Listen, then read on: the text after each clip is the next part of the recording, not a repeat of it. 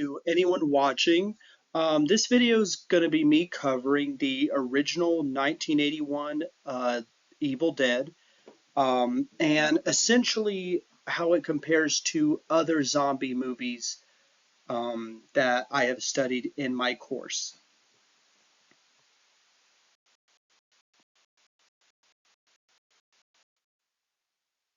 Okay, so starting off with the traditional zombie, this is your textbook classic zombie that everyone thinks of. I have a picture here from the famous movie Night of the Living Dead. Most zombies in this fashion, whether it be Night of the Living Dead, Dawn of the Dead, just any of those, World War Z, they are mindless, slow moving people. And at that point, they're really not even people anymore. They're essentially just walking corpses. Uh, as everyone knows, they spread the zombie plague through bites. While they are in this state, they have no sense of identity or personality. They are solely driven by hunger and the desire to create as many zombies as possible. Now, the zombies, quote unquote zombies, in the Evil Dead franchise, or more specifically the original Evil Dead, these are called Deadites. I don't know if everyone knows that, but it is a pretty famous term at this point since the franchise has been out for so long.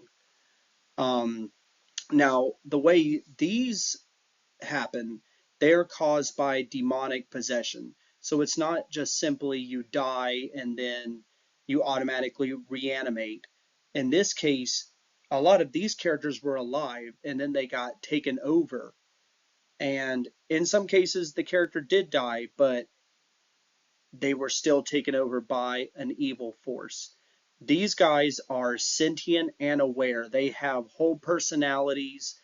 They are able to recall their memories. They're able to taunt victims, in which in this movie it is done to great effect. And like I said earlier, the main thing causing all of this is an evil supernatural entity. The similarities between the Evil Dead zombies and zombies from other movies I've studied, well, they're essentially animated corpses because even though not everyone is dead when they get turned into a deadite, at that point they might as well be dead. We've never seen anyone, well, I'll say this, nobody comes back from being a deadite, at least in the original Evil Dead. At that point, once you're turned into a deadite, you're pretty much gone. And your body just continues to decay and rot. They are both bloodthirsty and cannibalistic. Um, we see both deadites and traditional zombies feasting on their victims. Some of the deadites chomp into legs, lick blood. Very, very gruesome stuff.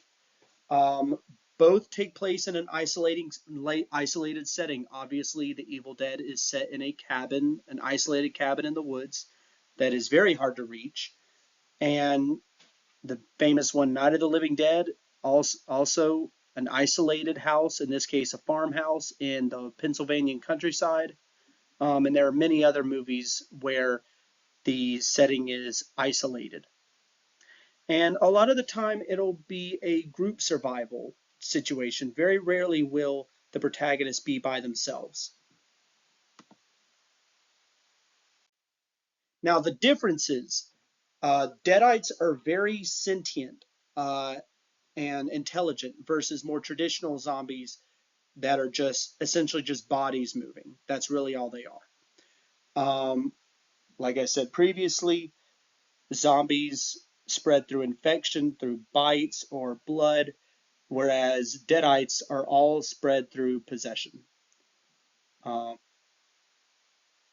with traditional zombies, like I said, there really is no evil force influencing them. They are just reanimated corpses, whereas the deadites are being controlled and guided by supernatural threats.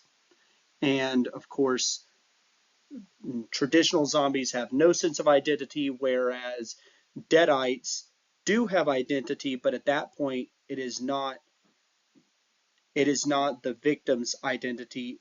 Their identity has been replaced by the evil force. So I'm going to go over a couple of scenes from the original Evil Dead film. One of the most famous ones is when the character of Cheryl, who is the main protagonist's sister, gets possessed. She's the first one to get possessed. Um, Basically, what happens is she goes off into the woods because she's drawn there by the evil force. She is quickly assaulted, quite controversially, by quite literally the woods.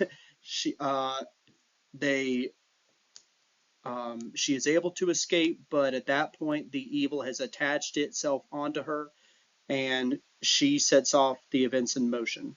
And at that point in the movie, the genre switches to supernatural horror.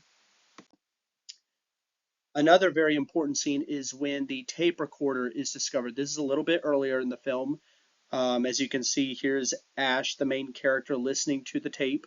This is very important because this is when the Necronomicon is introduced, which is the essentially like the book of the Deadites. It's the whole reason all of this happens. Once Ash hits play on that tape recorder and the voice on the other end speaks the cursed words, that the evil is essentially unleashed from that point on. And at that point, it's just a ticking time bomb. The evil will inevitably get its hands on just about everyone in that cabin. And finally, Linda's possession, and this is a hard one for Ash, the main character, because this is his girlfriend. Um, so Ash has to go through both his girlfriend and his sister being possessed. This is deeply traumatizing for him, I'm sure. With Linda's case, she still remembers Ash, or I should say, well, Deadite Linda does. And she is able to use these feelings against Ash. In this way, he is both psychologically and physically tortured. Not only does she stab him, but she also brings up his love for her. And in scenes like this, the movie really veers into emotional horror. And here's the main man himself, Ash. The cool thing about Ash is a lot of horror movies have final girls. Well, in this movie, we have a final guy. Ash goes through absolute hell in this movie. He is forced to fight the people he loves.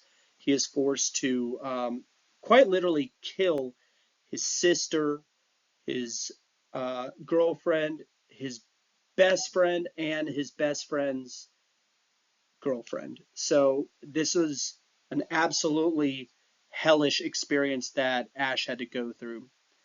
And we do get to see a lot of zombie and possession tropes that Ash gets to go through in this 1981 film.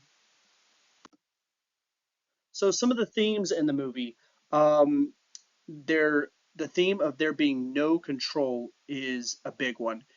You just see everything going to hell around Ash. He's doing his best to survive, but it seems like at every second something else is trying to kill him. The corruption of one's own body, especially like I said previously, a lot of these people were still alive when they were possessed. They didn't even get to die yet. So not only their body was taken away from them, but essentially their spirit. The theme of isolation, because at one point Ash, before the real hell begins, Ash and his sister try to leave the cabin. Well, they can't get over the bridge. The bridge is all torn up, and so they are quite literally stuck here. And the power of this evil force is just felt all throughout the film. In conclusion, the original 1981 Evil Dead, directed by Sam Raimi, does an excellent job of mixing zombie and possession horror. These Deadites are famous for being intelligent and personal with their victims, and this movie really does redefine what the term zombie means. And I did include all of my citations here. Thank you.